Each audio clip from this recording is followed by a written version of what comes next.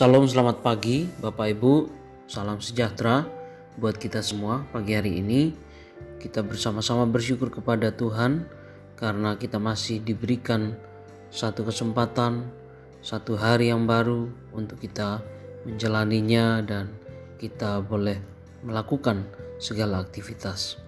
Saudara-saudara yang terkasih, mari kita sama-sama berdoa sebelum kita mendengar firman Tuhan.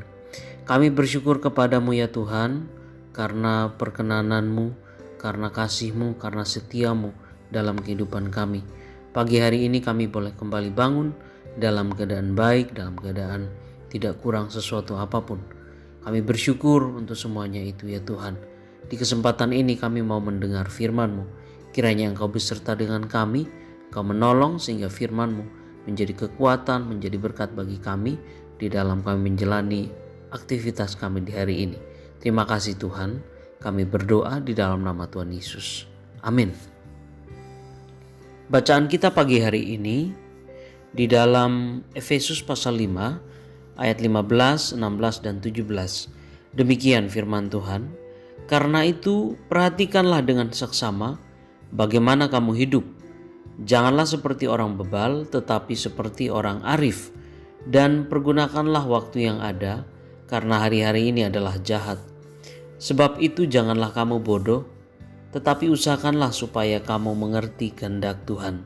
Demikian firman Tuhan. Saudara-saudaraku, ada dua kata Yunani yang dipakai untuk mengartikan waktu, yaitu kronos dan kairos. Kronos dapat diartikan sebagai waktu yang berjalan urut, misalnya Senin, Selasa, Rabu, dan seterusnya. Sedangkan kairos berarti kesempatan atau waktu yang hanya datang sekali. Dalam Efesus pasal 5 ayat 16 ini, kata Yunani untuk waktu adalah kairos. Paulus menasihatkan jemaat agar ketika mereka beraktivitas dengan waktu, yaitu kronos yang ada itu, maka mereka perlu untuk mempergunakan dengan sebaik-baiknya untuk mendapatkan kesempatan atau kairos yang berguna bagi hidup mereka. Sebenarnya nasihat Paulus menjadi menarik ketika ia menghubungkan kebijaksanaan dengan mempergunakan kronos dan kairos dengan baik.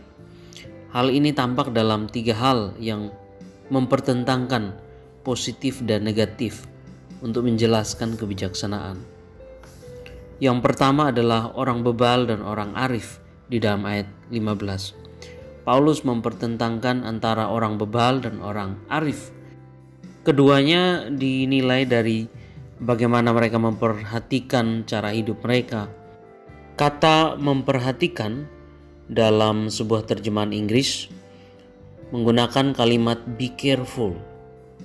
Kata careful sendiri dalam bahasa Inggris berkonotasi menunjukkan kepedulian, perhatian penuh, memikirkan dengan serius masa depan, dan tindakan yang dilakukan secara hati-hati karena terkait dengan kehormatan.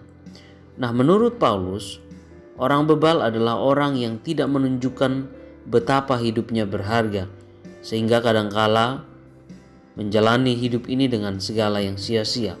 Sebaliknya, orang arif adalah orang yang sungguh-sungguh mengisi hidupnya dengan segala sesuatu yang berarti. Hal yang kedua adalah mempergunakan waktu dan hari-hari yang jahat, ayat 16.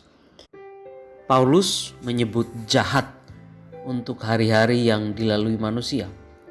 Tentu saja Paulus tidak pesimis dengan hidup ini, melainkan dia mengingatkan jemaat bahwa hidup mereka dipenuhi dengan tawaran-tawaran yang menggoda, yang dapat menyesatkan mereka. Sebaliknya, Paulus meminta jemaat untuk bijaksana dengan menemukan dan mendapatkan kesempatan melalui apa yang mereka jalani setiap harinya. Yang ketiga, saudara-saudara, adalah jangan bodoh dan mengerti kehendak Tuhan, ayat 17. Nasihat Paulus pada bagian ini mengingatkan kita pada kitab-kitab hikmat, misalnya Amsal atau Mazmur, yang mensejajarkan orang berhikmat dengan orang yang mengerti dan berjalan pada kehendak Tuhan. Tentu saja saudara-saudara, hal ini merupakan ajakan Paulus kepada jemaat agar tindakan maupun keputusan hidup mereka ditentukan oleh kehendak Tuhan, bukan kehendak diri sendiri maupun dunia ini. Nah, saudara-saudaraku yang terkasih dalam Tuhan, dalam bahasa Inggris ada satu slogan yang berbunyi seize the day, atau dalam bahasa Latin carpe diem. Secara harafiah kalimat ini berarti rebutlah atau raihlah hari.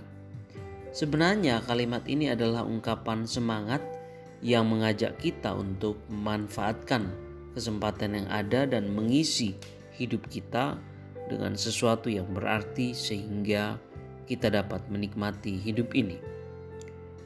Dan nasihat Paulus pada jemaat Efesus memberikan pengertian yang sama dengan seize the day seperti yang telah diuraikan di atas tadi. Paulus mengajak jemaat untuk menjalani hidup ini dengan segala sesuatu yang berarti dan kemudian menggunakan kesempatan yang ada serta berjalan dengan kehendak Tuhan.